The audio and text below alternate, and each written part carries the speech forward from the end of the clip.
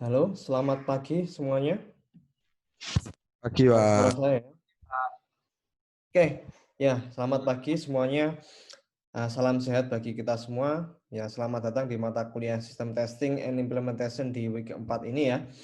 Jadi week 4 ini kita akan lanjut materi kita. Setelah minggu ketiga kemarin kita sudah belajar mengenai black box testing.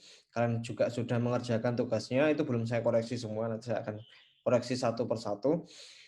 Nah, untuk nilainya nanti silakan nanti dilihat di Google Classroom ya. Di situ kan ada, ya, nanti kalian bisa lihat nilai grade-nya di Google Classroom. Untuk minggu ini ya, materi week keempat ini kita akan belajar mengenai white box testing. Nah, white box testing ini merupakan pengujian yang kita uji itu bukan fitur-fitur yang ada di program ya atau di software kita, tapi yang kita uji adalah flow dari jalannya program kita. Nah, flow itu bisa kita lihat melalui code-nya ya. Seperti yang saya jelaskan kemarin ya, white box testing itu yang kita uji adalah codingannya ya. Nah, otomatis kalau kita uji codingannya, ya effort kita akan semakin sulit ya, effort kita akan semakin besar dibandingkan kalau kita menguji secara black box testing. Oke, tapi tidak sulit, ini tidak sulit.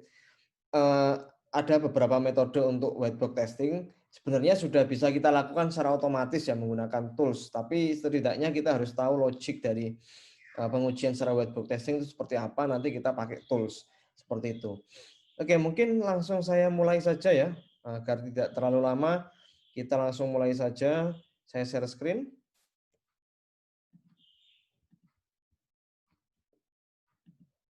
Oke, ya. Jadi kita akan belajar mengenai white box testing strategi. Oke ya. Nah, apa sih sebenarnya white box testing itu? Ya, siapa yang melakukannya? Ya, white box testing itu merupakan pengujian. Nah, kenapa kita sebut sebagai white box ya? Nah, otomatis karena boxnya warnanya putih ya. Nah, kita tahu isi dari dalam box ini. Sebenarnya bukan putih sih, tapi transparan. Nah, kalau kita mau menguji sebuah software ya, kita harus tahu isi dari software itu seperti apa. Isinya itu maksudnya ya code-nya, codingannya, programnya ya, line of code-nya kita harus tahu. Siapa yang melakukannya? Nah, yang melakukannya pasti software tester. Nah, apakah orang biasa ya, end user bisa melakukannya? Tergantung, kalau end user tersebut memang dia punya background programming ya dia bisa melakukannya. Tapi kalau end user yang memang benar-benar end user ya, dia tidak tahu programnya, ya dia tidak bisa melakukannya. Sehingga untuk melakukan white box testing ini lebih spesifik orang yang melakukannya. Kalau black box testing semua orang mungkin bisa melakukannya, yang penting tahu cara jalanin programnya. Kalau white box testing ini ya selain tahu jalanin programnya, dia harus tahu juga logik dari line of code-nya, codingannya. Oke. Ya, yang akan kita lakukan white box testing ini, kita akan melihat semua logical dan data elemen di sebuah software unit ya. Jadi kita harus tahu nanti sebuah kelas ya, atau sebuah kelas yang ada di program kita, objek yang diciptakan di program kita, dan juga mungkin flow-flow yang ada di program kita ya. Apalagi kalau program kita itu kompleks ya, banyak flow-nya, banyak if else-nya, banyak looping-nya. Nah, itu harus kita lakukan pengujian semuanya. Dan juga kita akan menguji data elemen. Data elemen itu variabel-variabel yang ada di codingan kita ya. Itu apakah sebenarnya sudah benar-benar digunakan atau enggak ya. Sebagai contoh, misal saya mau mendefinisikan sebuah variabel di sebuah kelas atribut misalnya. Tapi atribut tersebut tidak pernah dipakai. Ya, efektif atau tidak? Ya, tidak efektif karena kalau kita setiap mendefinisikan sebuah variabel, otomatis ya kita akan mengalokasikan memori ya.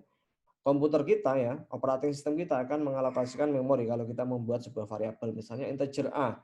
Ya, dia akan dialokasikan sebuah ya memori untuk variabel tersebut. Tapi kalau variabel tersebut tidak pernah digunakan, ya otomatis akan sia-sia. Itu nanti akan kita lihat juga beberapa mungkin variabel data elemen yang tidak pernah dipakai ya di codingan kita, itu seharusnya bisa dihapus ya, bisa dihilangkan. Oke. Ya, syaratnya apa kalau kita mau menguji sebuah software dengan white box testing? Ya harus tahu ya, knowledge, harus memiliki knowledge tentang programming dan juga struktur dari program yang diuji. Ya seenggaknya dia tahulah apa namanya, kira-kira ada berapa kelas ya di programnya, terus ada berapa objek yang diciptakan di program tersebut, ya itu semuanya harus diketahui oleh software tester. Seperti itu. Ya, mungkin pernah kalian melihat codingan teman kalian ya. Teman kalian ngerjakan project, yang ngerjakan program, terus kalian baca codingan teman kalian. Seenggaknya kalian kan tahu, oh ini kira-kira baris kode sekian ini untuk apa sih ya? Misalnya untuk fitur A, itu ada di codingan sebelah line of code sebelah ini dan ini. Nah, seenggaknya kalian harus tahu kira-kira bagian part mana ya yang berhubungan dengan fitur-fitur yang ada di software yang kita uji. Seperti itu. Ya, apa yang sebenarnya sering kita uji menggunakan whitebox testing itu sebenarnya yang sering kita uji itu adalah di bagian ini ya, flow-flow yang ada di program kita. Nah, kalau sequence ini ya, kalau program kita simple ya mungkin tidak ada if else atau iteration, tapi ya pasti ya kalau kita mau menguji program itu pasti yang namanya condition, if else, iteration itu pasti ada. Nah, kalau sequence seperti ini ya kita ujinya semakin gampang kan ya. Tapi kalau condition ya itu nanti kita uji dengan berbagai macam test case yang mana test case tersebut harusnya bisa mengcover semua line of code ya. Kalau kita pakai sebuah test case tertentu ya, tapi ternyata ada beberapa kondisi yang kita pakai test case tersebut, nah, kondisi itu tidak tersentuh. Nah, nanti ada contohnya. Itu kita harus coba cover semua ya. Kalau kita mau menguji whitebox testing, kita harus pastikan bahwa semua line of code ya, misalnya ada 10.000 line of code, semua 10.000 line of code tersebut seenggaknya harus pernah dieksekusi. Kalau test case kita tidak mengcover semua line of code itu ya, seenggaknya test case kita itu masih belum maksimal. Seperti itu. Nah, kalau iteration juga seperti itu ya. Nanti berbagai kemungkinan yang mungkin ada di di flow program kita harus uji semua. Ya, jadi decision, branches ya. Itu yang if else tadi, yang condition ya sama ya. Untuk yang iteration juga ya, berbagai macam ekspresi yang mungkin ada di program kita ya. Entah itu if else, looping ya, switch case dan lain sebagainya ya. Kita harus bisa cover itu semua. Ya, ya. Bagaimana kriteria kalau kita menguji whitebox testing itu? Ya, kriteria yang bagus adalah kita harus bisa ya menguji semua target struktural elemen. Maksudnya adalah seperti yang saya jelaskan tadi, semua line of code-nya harus kita bisa uji. Harus pernah dieksekusi. Nah, seperti itu. Sama kalau kita menggunakan black box testing ya. Black box testing itu test case-nya seenggaknya harus bisa mengcover semua input kan. Kalau whitebox testing, test case kita seenggaknya harus bisa mengcover semua baris kode dari program kita. Seperti itu. Ya. Nah, contohnya seperti ini. Kalau kalian lihat di sini, kira-kira ini program apa ini? Nah, post sum finds the sum of all positive numbers greater than 0. Store in integer array A. Input parameters are number of entries ya. Terus in integer and an array of integers with number of entries elements. The output parameter is integer sum. Maksudnya adalah ini kita punya sebuah metode ya, namanya post underscore sum. Nah, post underscore sum ini dia punya 3 parameter. Nah, parameter yang pertama ini A ya, A itu merupakan apa namanya sebuah array ya. Nah, number of entries ini sebuah integer, sum juga sebuah integer. Nah, yang kita cari adalah kalau kita lihat codingannya seperti ini, kita bisa tahu di dalamnya ini ada sebuah looping ya. Nah, while i kurang dari sama dengan number of entries ya. Jadi number of entries-nya misalnya saya masukin 3, terus array-nya saya masukin 1, 2, dan 3. Nah, apa yang terjadi ya? Kita akan mencari sum-nya ya. Kita akan mencari sum dari isi array tersebut. Tadi isinya kan 1, 2, 3. Nah, 1, 2, 3 itu kita jumlahkan semua ya. While i kurang dari sama dengan number of entries. Number of entries ini anggap saja nilainya 3. Jadi kita akan looping sebanyak 3 kali, terus kita akan jumlahkan isi dari array tersebut. Tapi ada kondisi di dalamnya. If A ya, dengan indeks ke i itu lebih dari 0, nah kita bisa jumlahkan. Nah, syaratnya adalah jika isi dari array tersebut merupakan bilangan positif, kita bisa jumlahkan. Seperti itu. Jadi misalnya inputnya 1, 2, 3, nanti return value-nya adalah sebuah integer dengan nilai 6, ya kan? Kalau kita masukin lagi min 1, sumnya berapa? Sumnya 0, seperti itu. Nah, Jadi intinya adalah ini sebuah program sederhana. Kita pakai contoh yang sederhana dulu ya. Sebelum kita mencoba sebuah code yang kompleks, kita harus tahu yang sederhana dulu. Nah, misalnya ada sebuah metode sederhana seperti ini ya, untuk mencari jumlah dari isi sebuah array. Nah, gimana caranya biar kita bisa mengeksekusi atau melakukan pengujian untuk sebuah metode ini ya. Nah, kita bisa gambarkan di sini. Nah, misalnya ini eh, ada sebuah flowchart ya. Jadi ada 1, 2, 3. I kurang dari sama dengan number of entries. Nah, ini 1, 2, 3 itu maksudnya line-nya ya. Line 1, 2, 3 dieksekusi. Terus line keempat, line keempat itu merupakan while loop ya. Jadi dia punya kondisi. Kalau memenuhi kondisi dia masuk ke bawah ya. Kalau tidak memenuhi kondisi dia masuk ke sini ke angka 8 langsung ya. Misalnya 4 ini dia apabila nilai I-nya itu kurang dari sama dengan number of entries dia akan masuk ke sini. Kalau tidak memenuhi dia akan langsung masuk ke 8 sini. Nah, ini kita bisa gambarkan flow-nya ya dari sebuah program itu. Nah, misalnya anggap saja ini masuk ke bawah ya. Kondisi yang while loop ini dia memenuhi, dia akan masuk ke baris kelima. Ya, apabila nilai kondisi ya, kondisi A indeks ke I itu lebih dari 0 ya, misalnya isi dari array tersebut itu merupakan bilangan positif, dia masuk ke 6. Terus masuk ke 6, terus dia akan next ke 7 ya, dia akan counting ya, pakai counter, pakai sebuah variabel I ya, ditambah I sama dengan I plus 1. Nah, kalau misalnya sudah, dia akan kembali ke atas lagi. Nah, ini merupakan flow dari sebuah program sederhana ya. Program sederhana seperti ini kita bisa gambarkan flow-nya seperti ini. Nah, idealnya semua baris kodenya 1, 2, 3 sampai 8 ini harus tereksekusi semua. Misalnya saya mau ngasih test case dengan angka, anggap saja number of entries-nya itu merupakan -1.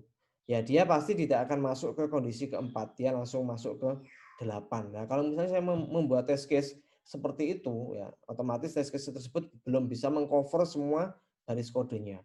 Dia hanya mengcover 1, 2, 3, 4, terus 8. Harusnya semua baris kode itu harus kita eksekusi. Oke, nanti kita lihat contohnya. Ya, a tester would have to develop test case that exercise nodes 1 to 8 ya in the flow graph. Harusnya testernya harus bisa membuat sebuah test case yang mana test case tersebut bisa mengcover semua baris kodenya. Seperti itu.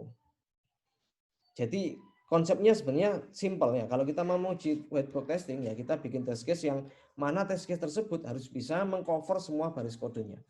Ya, ada 100 line of code ya semuanya harus tereksekusi semua 100 line of code tersebut. Kalau hanya bagian tertentu saja ada line baris kode yang terlewat ya kita nggak bisa bilang test case tersebut test case yang optimal. Oke, jadi dari sini kita bisa lihat ya decision-nya kan ada dua, ada while sama ada if.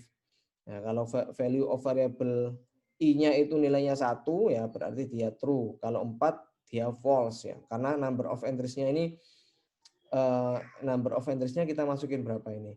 Misalnya number of entries-nya itu 3, terus test case-nya itu untuk A nilainya 1 minus 45 sama 3. Nah, jadi while itu ada dua kemungkinan. Kalau nilainya 1 ya misalnya 1 itu I-nya nilainya 1 misalnya. Ininya kan nilai awalnya kan 1 ya. Kalau nilainya 1 dia pasti value-nya true masuk ke 5. Kalau nilainya 4 ya, nilainya 4 ya suatu ketika misal I ini akan bertambah terus kan ya. Kalau masuk ke while loop ini dia akan bertambah terus ya. Suatu ketika nilainya sudah mencapai 4 ya dia bernilai false. Dia nggak akan masuk ke sini lagi. Sedangkan untuk if-nya, kalau if-nya nilainya 1, indeks ke 1 itu apa? Indeks ke 1 positif, indeks ke 1 nilainya kan positif ya. Karena A itu indeks ke satunya kan nilainya 1. Anggap saja ini indeksnya kita mulai dari 1 ya. Nah, kalau indeks ke 1 itu nilainya positif sehingga nanti value of predicate-nya true. Kalau 2, nah 2 itu minus 45, dia nilainya false. Nah, ini sebenarnya cuman ya tabel saja untuk melihat ini apa segala kemungkinan dari flow flow flowchart programnya ya seperti itu. Tapi nggak usah bingung, yang penting kita bikin test case itu harus mengcover semua line of code seperti itu. Nanti bisa kita pikirkan sendiri ya gimana caranya biar semua line of code itu bisa tereksekusi. Kalau misalnya hanya satu test case tidak bisa mengcover semua baris kode ya kita bikin 2 test case ya. Kalau kita gabungkan 2 test case tersebut bisa mengcover semua line of code, itu nggak apa-apa seperti itu. Ya, ini ada juga contoh kondisi yang pertama, misalnya kita punya sebuah, ini lebih simpel lagi nih, kita punya sebuah kondisi if else misalnya, apabila kita punya variabel age itu nilainya kurang dari 65 dan dia sudah menikah ya, dia akan melakukan X, akan melakukan Y seperti itu misalnya. Kalau dia ternyata tidak memenuhi kondisi ini, dia akan melakukan Z. Nah, kondisi satu adalah age-nya ya, umurnya kurang dari 65 ya, dan marry-nya nilainya true. Ya, itu kita punya kondisi seperti ini misalnya. Misalnya kondisinya seperti itu, terus kita bisa bikin tabel test case-nya seperti ini. Nah, ini kita punya, nah kita anggap saja kita test case-nya itu merupakan age sama nilai merit ini ya. Nah, jadi kita punya 2 variabel yang mau kita jadikan test case. Misalnya value for age-nya kita tulis 30, value for merit-nya kita isi dengan true ya, otomatis dia masuk ke kondisi ke-1. Kondisi satunya kan dia kurang dari 65. Jadi true. Kondisi 2-nya dia juga meritnya juga true. Nah, dia masuk kondisi kedua. Otomatis dia masuk ke sini. Decision outcome-nya masuk ke do X sama do Y. Ya, kita sudah punya satu test case. Yang mana test case tersebut sudah bisa mengcover baris kode ini, dan ini. Seperti itu. Nah, yang kedua misalnya kita punya value for age-nya itu 75 dan value for merit-nya itu true ya. Berarti dia nggak masuk ini kan ya. Dia nggak akan masuk ke kondisi ini. Kondisi satunya dia false. Kondisi keduanya true. Dia sudah menikah tapi umurnya sudah lebih dari 65. Nah, setelah itu decision outcome-nya false. Ya, seenggaknya misalnya kita seperti ini ya. Kita harus punya test case yang mana test case tersebut kita masukin yang misalnya kondisinya ada 2, kondisi 1 sama kondisi 2. Sorry.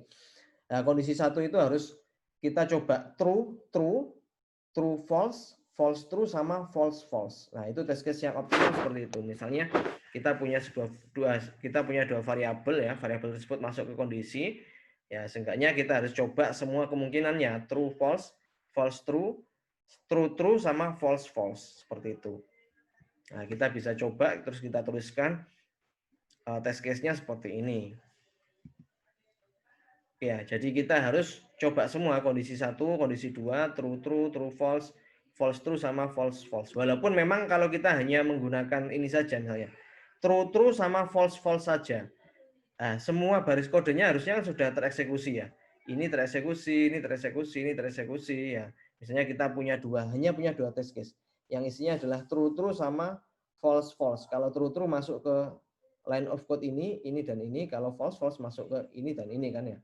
Nah, seenggaknya walaupun kita punya dua test case, tapi sebenarnya kurang optimal. Walaupun semua baris kodenya sudah tereksekusi, tapi kondisi yang ada di dalam kondisi ini ya, yang ada di dalam if ini belum tereksekusi semua. Harusnya nanti di kondisi yang variabel yang ada di parameter if ini harus true true, true false, false true sama false false seperti itu. Oke, nanti ada contohnya. Oke. Nah, ada data flow sama loop testing ya. Kita belajar yang data flow dulu. Jadi gini, ini kalau kalian menggunakan program ya. Kalian pernah menggunakan program misalnya pakai Visual Studio atau pakai Java, kalian pernah bikin sebuah variabel misalnya. Terus variabel tersebut tidak pernah kalian gunakan. Itu ada semacam kayak garis merah di bawahnya, garis merah, kayak garis hijau atau garis kuning ya di bawahnya. Nah, variabel tersebut nggak pernah dipakai gitu loh. Kadang kan kalian pernah bikin coding seperti itu ya. Itu konsepnya kita menggunakan data flow. Jadi kita akan cek ya semua codingan itu, semua variabel yang ada di codingan kita itu sudah terpakai atau belum, memang benar-benar dipakai atau belum. Nah, itu konsep dari beberapa IDE ya untuk programming pakai Visual Studio atau Java, NetBeans, itu bisa menggunakan data flow untuk pengecekan apakah sebuah variabel itu sudah dieksekusi atau belum. Nah, jadi misalnya kita punya sebuah variabel Y sama dengan 26 dikali dengan X ya. Terus kita baca variabel tersebut. Nah, apa artinya? Nah, ini ya. Nah, variabel Y itu merupakan define. Apa define itu? Define itu merupakan deklarasi sebuah variabel bahwa nilainya Y itu sama dengan 26 dikali dengan X. Nah, kita bisa sebut Y itu sebagai define. Misalnya Y sama dengan 0, misalnya kayak gitu. Y itu ya define. Nah, kita bisa bedakan dua variabel ya. Kalau kita coding di program kita bisa bedakan variabel kita menjadi dua tipe. Yang pertama itu define, yang kedua nanti ada contohnya define sama computational use ya. Nah, nanti kita coba lihat. Nah, sedangkan yang X ini itu kita sebut sebagai computational use atau C use. Nah, artinya adalah bahwa X ini merupakan bagian dari definisi Y. Nah, dia merupakan bagian dari definisi Y. Y sama dengan 26 kali X. X ini kan bukan define ya. Walaupun nanti di atasnya dia misalnya sama dengan X sama dengan 0. Misalnya seperti itu. X yang atas itu merupakan define, sedangkan X yang bawah ini sebagai computational use. Nah, oke, itu dua definisi ya. Kita punya sebuah variabel bisa kita sebut sebagai define ya, sama computational use ya. Nah, misalnya seperti ini lagi. If X lebih dari 98, Y sama dengan max. X itu bukan computational use, bukan juga define, tapi dia kita sebut sebagai predikat use atau P use. Nah, secara global mungkin kita bisa bagi jadi dua ya, define sama use. Kalau define itu merupakan definisi dari sebuah variabel. Kita deklarasikan sebuah variabel sama dengan bla bla bla, Y itu kita sebut sebagai define. Kalau sebuah variabel itu berpartisipasi dalam pendefinisian sebuah variabel ya. 26 kali X ini, X itu kita sebut sebagai computational use atau use-nya di bagian computational. Sedangkan yang ini if X lebih dari 98, dia masuk ke use juga, cuma masuk ke predikat use. Jadi dia digunakan untuk mendefinisikan, bukan mendefinisikan sih, tapi digunakan untuk ini ya, predikat ya. If X lebih dari 98, maka dia melakukan Y sama dengan max. Nah, Y ini itu merupakan define. Jadi use itu intinya kalau kita definisikan variabel use itu variabelnya digunakan untuk komputasi atau untuk mendefinisikan sebuah kondisi. Nah, kita sebut sebagai use seperti itu. Oke. Nah, misalnya kita punya data flow seperti ini. Sum sama dengan 0. Ini masuk ke apa? Sum itu apa? Define ya. Read n. Read n itu apa? Nah, kita lihat aja. Nah, read n itu juga define. I sama dengan 1, I itu define. While I kurang dari sama dengan N, I ini merupakan predikat use ya. N juga predikat use. Ini bukan sue tapi use ya. Salah ketik ini. Read number, nah, kita membaca number. Anggap saja read itu kita punya function atau metode read ya. Read itu masuk ke define. Nah, sum sama dengan sum plus number. Sum yang pertama itu merupakan define. Sum yang kedua itu merupakan computational use. Number itu merupakan computational use. Setelah itu I sama dengan I plus 1 ya. I yang pertama itu define. Sedangkan I yang kedua itu masuk computational use. Seperti itu. Nah, print sum ya. Kita menampilkan ya. Kalau read itu masuk ke define. Membaca itu define ya. Nah, kalau print itu masuk ke computational use. C use di sini. Oke, dari sini kita kan bisa tahu ya. Kira-kira variabel seperti ini kita bisa definisikan dia masuk ke define atau computational use atau predikat use. Oke, nanti itu berguna saat kita mau menguji secara whiteboard testing. Nah, dari sini ya kita bisa buat sebuah tabel ya. Misalnya tabel untuk N itu kita punya yang namanya pair ID. Pair ID artinya adalah kita coba lihat ya, misalnya N, mana N? N ini ya. N itu ada di baris kedua kan ya. Dia merupakan define. Nah, N ini harus punya pasangan di bawahnya yang juga variabel N tapi dia digunakan untuk use, baik itu computational use atau predikat use. Nah, kalau kita lihat di sini di baris keempat dia masuk ke use kan ya, predikat use. Jadi kita bisa pasangkan baris kedua sama baris keempat seperti itu. Jadi untuk N itu ya kita cari pasangannya 2 dan 4. Kalau kita lihat lagi ke bawah sudah tidak ada variabel N lagi kan. Jadi otomatis sudah berhenti di sini. Untuk N itu kita punya sebuah pair ID. Pair ID-nya kita sebut, anggap saja ID-nya 1.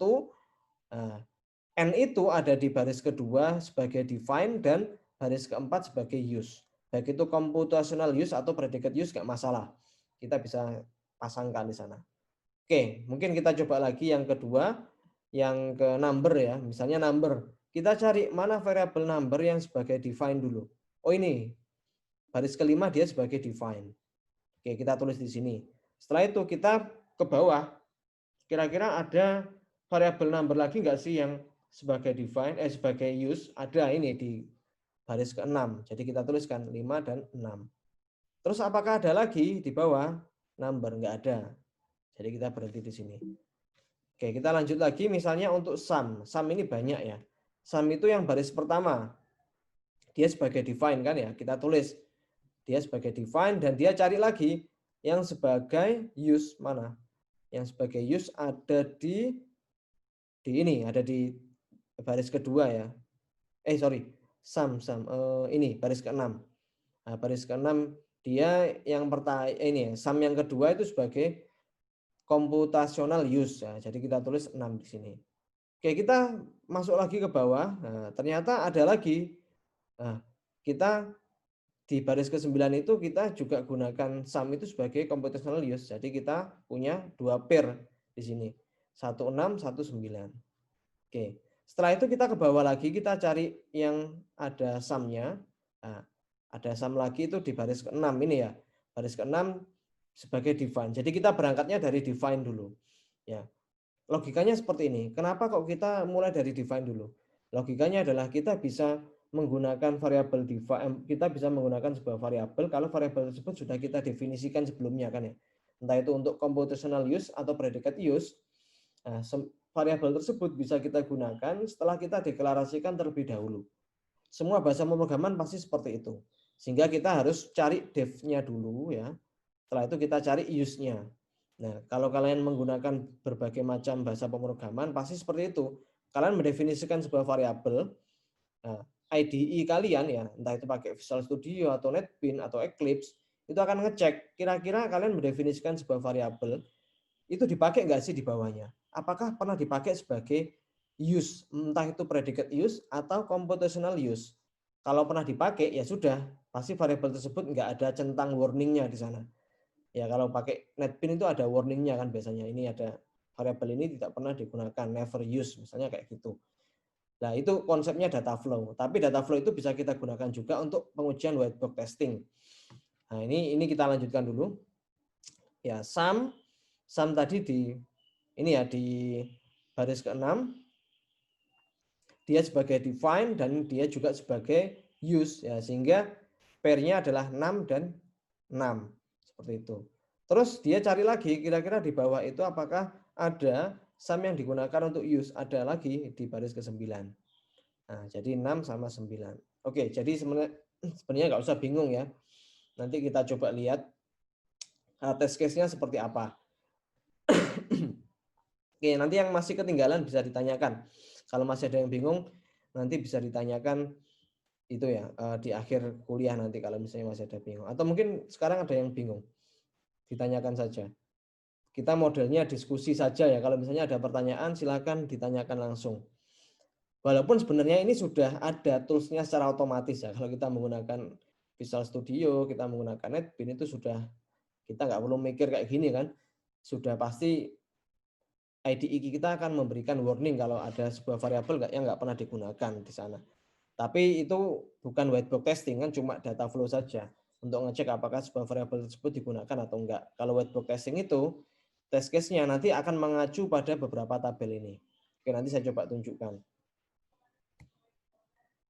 Oke, ini untuk yang I, ini silakan dilihat sendiri. Kalau I itu misalnya di baris ketiga itu sebagai define, dia cari ke bawah apakah ada yang sebagai use, ada di baris keempat. Jadi saya tuliskan 3 dan 4. Terus dia cari ke bawah lagi apakah ada number I ya, apakah ada variabel I yang dia digunakan sebagai use, ada ya di line 7 ya, jadi 37. Nah, setelah itu enggak ada lagi, jadi saya ke bawah lagi cari I yang ada define-nya. Nah, ternyata di baris keberapa ada define-nya, ini baris ke-7 ya. Nah, I sebagai define saya tuliskan 7, terus sama dengan I, ini I yang kedua ini merupakan use, jadi saya tuliskan 7 dan 7. Terus saya ke bawah lagi, ya ada define lagi atau enggak, ada use lagi atau enggak, ada ya, sorry, enggak ada ya, tapi dia akan kembali ke atas lagi.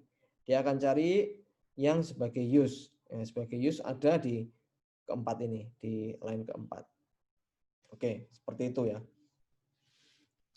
Oke, ini untuk kita bikin test case-nya lagi. Misalnya saya punya test case ya, atau test data ya. Test case-nya itu N sama dengan 0. Kalau N sama dengan 0, itu seperti apa? Nah, kalau N sama dengan 0, kita bisa lihat di sini. Nah, misalnya N sama dengan 0 itu, nah ini untuk yang test case ke-1 ya. Ini kita punya dua test case. Test case yang pertama itu N-nya 0. Test case yang kedua itu N-nya sama dengan 5 dan number-nya itu ada 1, 2, 3, 4, 5. Kalau N-nya 0 itu berarti number-nya nggak perlu dimasukkan. Oke, misalnya saya masukin untuk test case yang pertama. Nah, apakah test case pertama itu mengcover semua pair ID yang ada di variabel-variabel ini? Ya, kita harus lakukan, kita harus mengecek semua pair ID-nya mulai dari variabel N, variabel number, variabel sum, itu harusnya semua pair ID-nya tereksekusi. Gitu ya. Jadi bukan hanya semua baris kode tereksekusi, tapi semua pair ID antara dev sama use-nya itu harus tereksekusi. Misalnya, saya masukin pair 1 ya untuk nilai N sama dengan 0. Misalnya tes ke 1 N-nya 0. Berarti dia masuk ke sini ya. Masuk ke baris 1 ya. Terus masuk baris 2, masuk baris 3. Terus masuk mana lagi? Dia masuk ke sini enggak? Dia enggak masuk ke 4 ya. 4, 5, 6, 7 dia enggak masuk. Langsung masuk ke 8, langsung masuk ke 9. Nah, dari situ dari kode 1, 2, 3, 4, 1, 2, 3, 4, dan 8, 9 itu kita cari kira-kira misalnya pair ID 1, apakah line 2 dan line 4 itu tereksekusi? Ya, tereksekusi dia, ya kan? Tereksekusi. Oke. Terus apakah ini baris 5 dan 6 tereksekusi? Tidak tereksekusi kan ya? Harus dua-duanya harus tereksekusi. Jadi ini enggak tereksekusi. Kita tulis pair 1 untuk N itu tereksekusi, dia di cover seperti itu. Terus kita lanjut lagi untuk yang sum ya. 1 dengan 6. Nah, 1 dengan 6 tereksekusi enggak? Enggak kan ya? Soalnya 6 enggak tereksekusi. 1 dengan 9 juga enggak ya. 1 dengan 9 tereksekusi enggak? Tereksekusi ya. Kan dia yang tereksekusi 1, 2, 3, 4, 8, 9. 1 dan 9 tereksekusi. Jadi saya tuliskan di sini pair 2 untuk sum tercover. Terus kita lanjut lagi ya. 6 dengan 6 juga enggak, 6 dengan 9 juga enggak. 9-nya tereksekusi tapi 6-nya enggak. Nah, kalau kita lanjut lagi di sini ya, misalnya untuk I ya.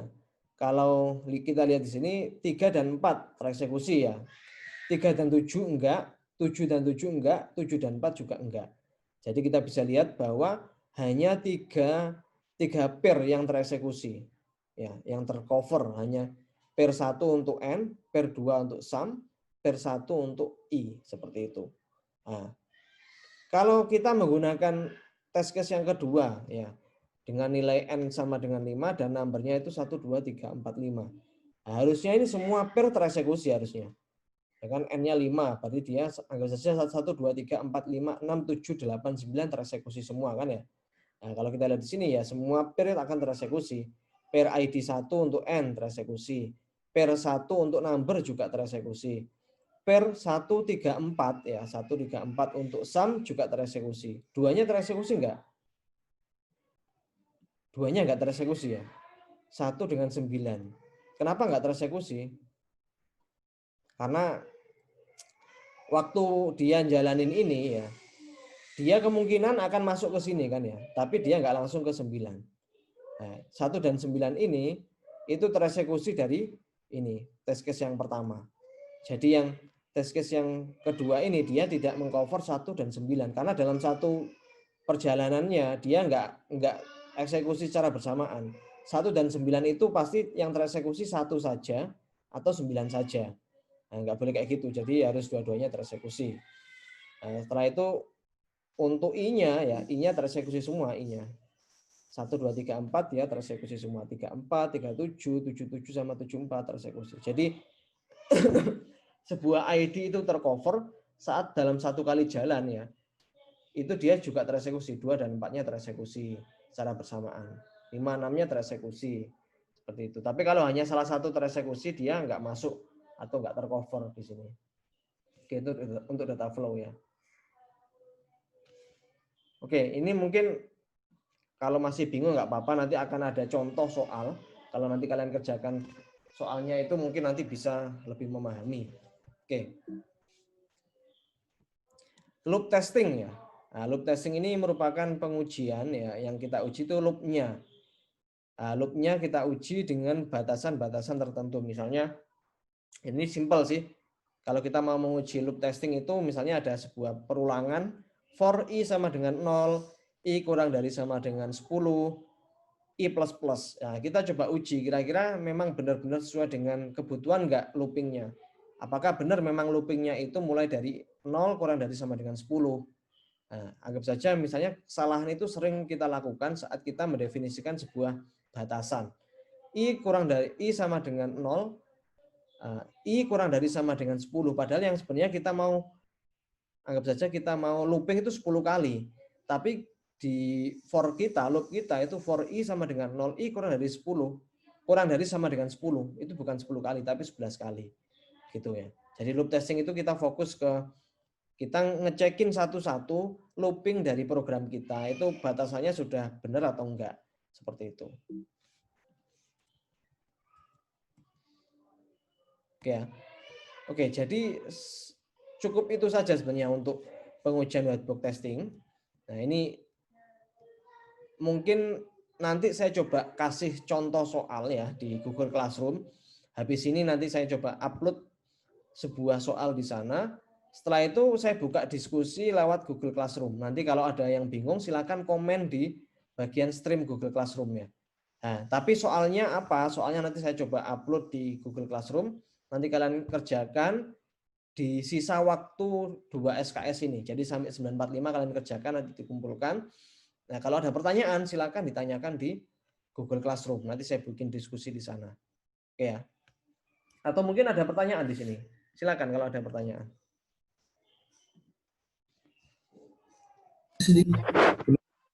Sedikit. Gimana ya? Berarti yang kalau white box testing ini kita ngeceknya data flow-nya ya, Pak, bukan logika berpikir outputnya. Logika berpikir outputnya itu juga kita uji sebenarnya. Logika itu pasti hubungannya sama kondisi tadi kan ya. If else-nya benar atau enggak. Kalau kita lihat tadi kan saya coba terangkan, misalnya ada dua kondisi, misalnya umurnya kurang dari 65 dan dia sudah menikah. Nah, seperti itu. Kita lihat di bagian parameter if-nya itu sudah benar atau enggak. Nah, kita uji juga. Itu yang logika testingnya kita uji. Kalau data flow-nya kita uji, itu yang ini yang saya terangkan barusan tadi, yang pakai computational use sama predicate use dan define. Itu yang saya terangkan tadi, itu pakai data flow. Kalau logika berpikirnya itu lebih simpel sebenarnya. Kita cuma ngecek bagian-bagian itunya saja, bagian-bagian parameter while loop, for loop, atau mungkin if else. Kita lihat logika berpikirnya itu benar atau enggak. Seperti itu. Ya, itu contoh yang simpel sebenarnya. Kalau contoh yang lebih kompleks lagi, kalau kamu misalnya bekerja untuk membuat sebuah algoritma tertentu misalnya, itu kompleksitasnya pasti lebih tinggi kan. Flow-nya nggak cuma if else benar salah, mungkin ada nested loop di dalamnya atau nested if di dalamnya. Itu yang mungkin lebih kompleks. Tapi sekarang pun ya, kalau kita mau menggunakan sebuah algoritma tertentu misalnya, kamu pakai algoritma misalnya algoritma sebuah machine learning pakai deep learning misalnya, itu sudah ada library-nya sebenarnya kan ya, library pakai library-nya Python, itu sudah ada library-nya, kita tinggal pakai saja sebenarnya. Itu nggak perlu pengujian secara white box testing karena library-nya sudah, anggap saja itu sudah dikeluarkan oleh pihak tertentu yang sudah terpercaya sehingga kita nggak perlu melakukan pengujian white box testing. Tapi kalau kita coding sendiri ya, nah, terus kita mau uji kira-kira logika kita benar atau salah, nah, kita harus coba lakukan secara white box testing seperti itu. Pak, kalau misalnya gini Pak, seperti anggapan saya buat sistem dan sistem saya itu untuk seperti add to cart pembelian. Nah, pembelian itu kan biasa ada beberapa cara, maksudnya seperti ada yang main dari langsung database, ada yang main dari session.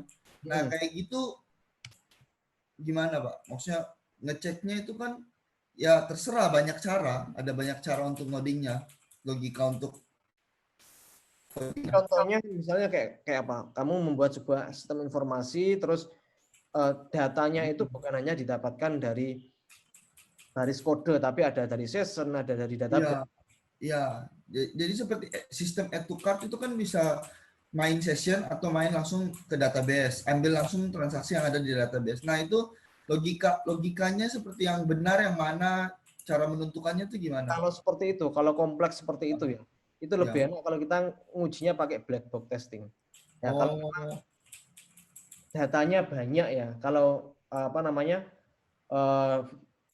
input sama outputnya itu bukan hanya teks ya, tapi ada gambar misalnya, mungkin ada data yang bentuknya list gitu. Itu mungkin lebih enak kita ngujinya pakai black box testing. Kita nggak perlu nguji sampai white box testing. Tapi kalau mungkin program kita itu fokus ke sebuah algoritma tertentu misalnya, logiknya itu lebih berat di sana, kita bisa ngujinya pakai white box testing. Tapi kalau mungkin logikanya simple ya, kita butuh mungkin program kita output inputnya itu berupa data yang banyak, itu lebih disarankan kita ngujinya pakai black box testing. Nanti akan ada materi pengujian black box testing tapi secara otomatis pakai tools. Nanti toolsnya sebenarnya banyak. Kita bisa pakai, nanti mungkin yang saya ajarkan itu pakai Cucumber tools. Nah, nanti kita bisa uji secara otomatis. Misalnya UI-nya kita uji. Saya klik button ini, harusnya keluarnya data ini. Itu bisa kita lakukan seperti itu. Jadi kalau kasus WMP ini tadi yang tanya ya. Iya Pak. WMP kalau nanti kamu pengen nguji sebuah sistem informasi yang input sama outputnya banyak, pakai session ya, terus ambil datanya juga dari database, lebih enak kita ngujinya pakai black box testing saja. Tapi kalau program kamu mengujinya itu pengennya nguji ke modul tertentu saja, bagian kecil dari program kamu, misalnya apakah ini logika untuk login itu sudah benar atau salah sih. Nah, itu bisa kamu gunakan yang white box testing. Jadi untuk kalau nguji bagian part terkecil dari program kita pengen nguji logiknya benar atau enggak, nah itu kita bisa pakai white box testing. Tapi kalau kita nguji sistem secara keseluruhan, kalau kita menggunakan white box testing, pasti ya butuh waktu yang lama gitu. Nah, lebih baik kita mengujinya pakai black box testing. Seperti itu. Pak, makasih Pak. Oke. Mungkin ada pertanyaan lagi dari yang lain? Atau mungkin ya ini mata kuliah sistem testing itu ada kaitannya sama mungkin mata kuliah yang berkaitan dengan security ya, kayak information security and assurance. Itu kita juga nguji, tapi yang kita uji bukan fiturnya, tapi keamanannya kan ya. Sebenarnya itu juga masuk lingkupnya sistem testing. Kalau kita bicara sistem testing itu yang kita uji bukan hanya logika berpikir dari program itu benar atau salah, input atau outputnya benar atau salah, tapi keamanannya juga. Nah, tapi kalau kita cover itu semua ya, kita nanti waktunya nggak cukup juga karena kita yang kita uji bukan hanya mungkin security, itu ada mata kuliah yang lain ya, yang mata kuliah information security and assurance misalnya, kalian ambil mata kuliah itu fokus ke keamanannya. Nah, kalau kita nguji sebuah program itu yang kita uji apanya dulu, kalau mungkin fitur-fiturnya jalan atau enggak ya kita bisa menggunakan black box testing. Kalau kita pengen nguji logiknya itu benar atau enggak, kita bisa gunakan white box testing. Kalau kita nguji pakai keamanannya itu benar, keamanannya aman atau enggak, ya itu misalnya kayak pakai penetration testing ya, pen test, itu lebih ke arah ke networking sama keamanan sih, seperti itu. Oke, mungkin ada pertanyaan lagi.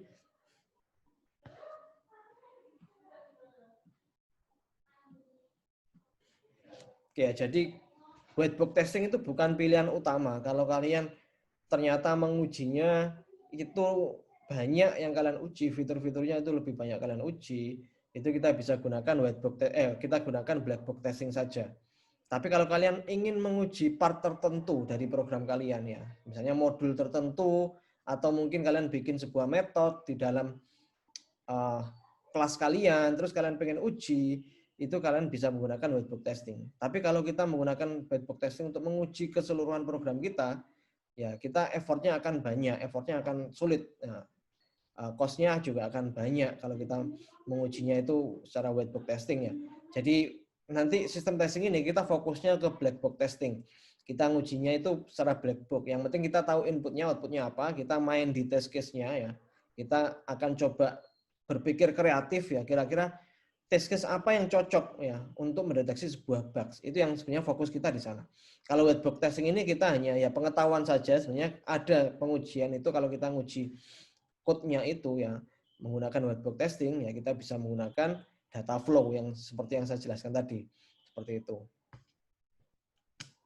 Oke, mungkin ada pertanyaan lagi? Iya, kita itu ya, apa namanya? Sharing saja, misalnya kalian punya pengalaman apa untuk pengujian sebuah software, terus kalian mau kita diskusikan, silakan ya. Kita perkuliahan kita bukan cuma diskusi penyampaian satu arah dari saya saja, tapi juga kita diskusinya dua arah. Misalnya kalian punya pengalaman apa ya, kalian menguji sebuah software, terus kalian nemukan bugs, bisa kita diskusikan di sini.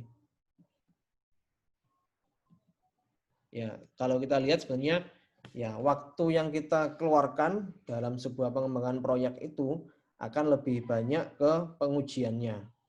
Nah, pengujian sebenarnya luas sekali ya, bukan hanya white box sama black box saja. Ada juga yang kita uji itu adalah tingkat kemudahan program ini digunakan. Nah, itu ujinya sangat subjektif sekali. Gimana caranya? Kalian mungkin punya ide, misalnya kalian menguji ya, kalian pengen menguji program kalian, tapi yang diuji itu tingkat kemudahannya. Ada yang itu enggak? Ada yang mungkin punya ide enggak gimana caranya?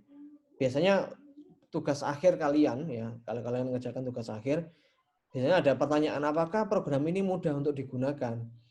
Apakah program ini memudahkan Anda dalam melakukan transaksi tertentu atau seperti apa?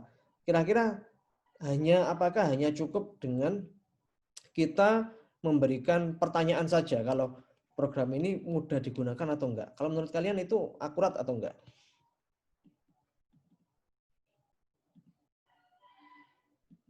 Ya, jadi kalian menguji program ini mudah digunakan atau enggak. Nah, terus program ini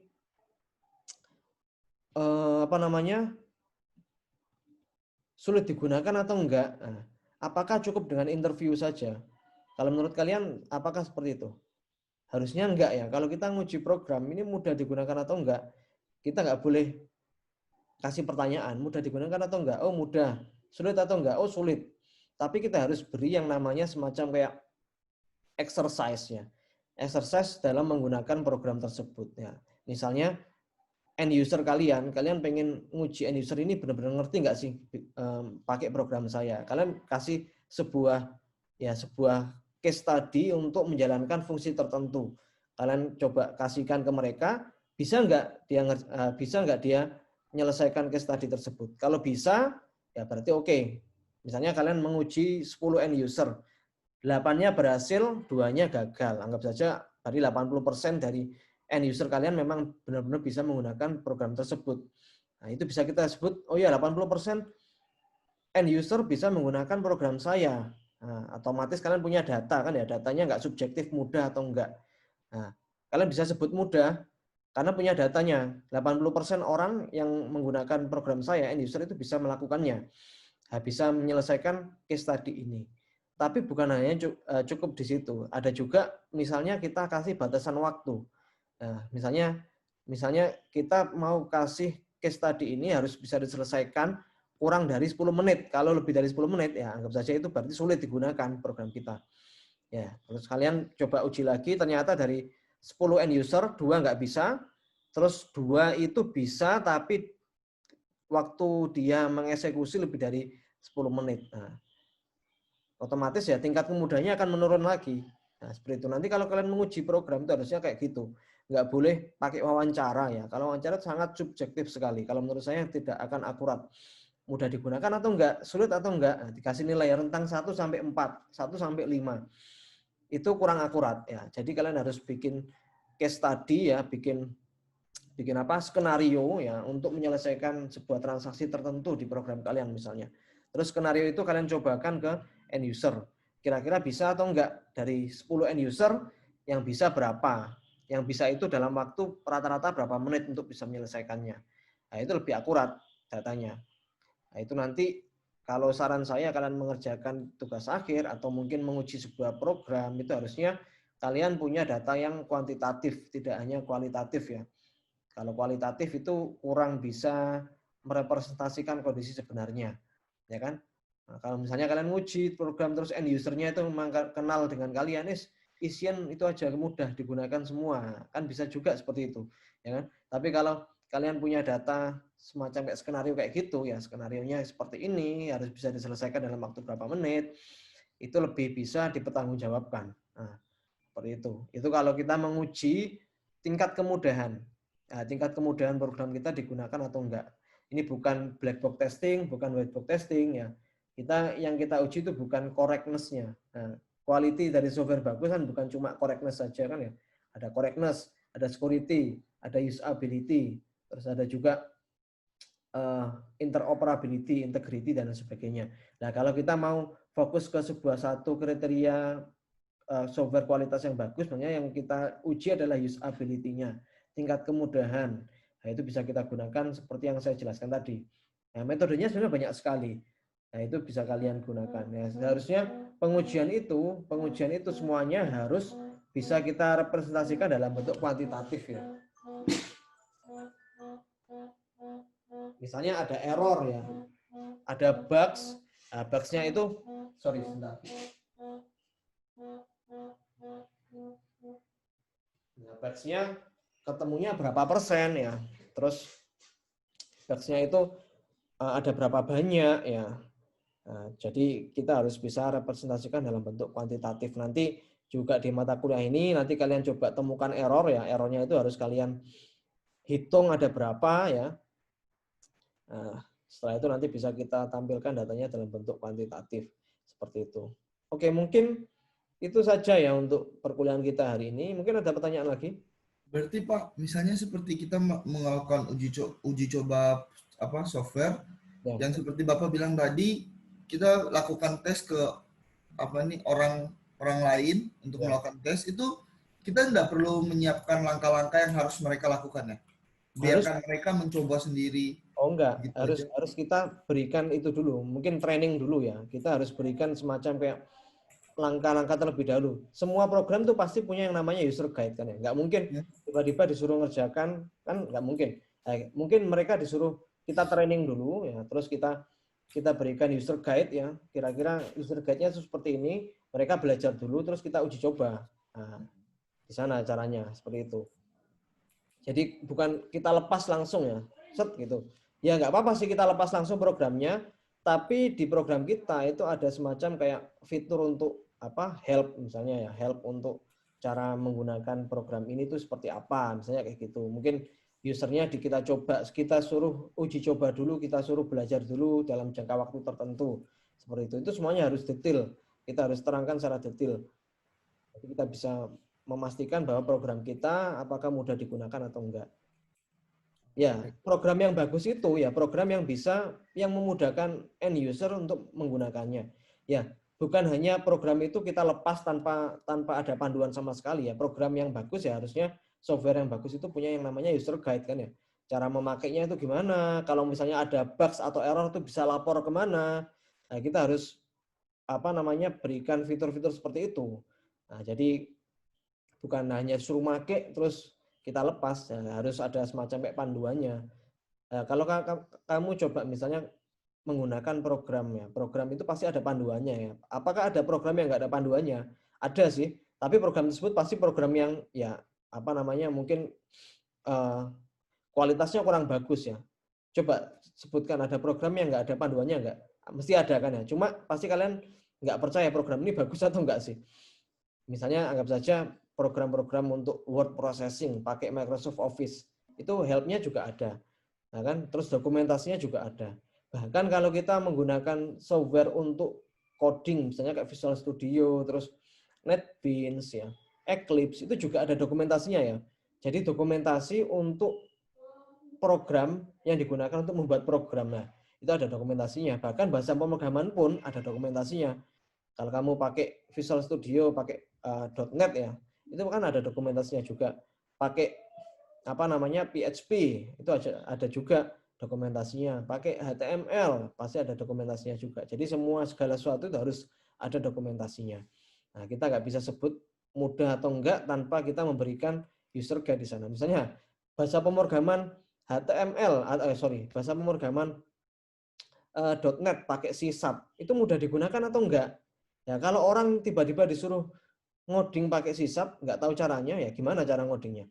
Ya, seenggaknya harus baca dokumentasinya dulu kan. Gimana caranya bikin sebuah objek kalau kita menggunakan C#, gimana caranya bikin sebuah kelas, bikin function, ya bikin variabel, deklarasinya seperti apa, itu semuanya pasti didokumentasikan.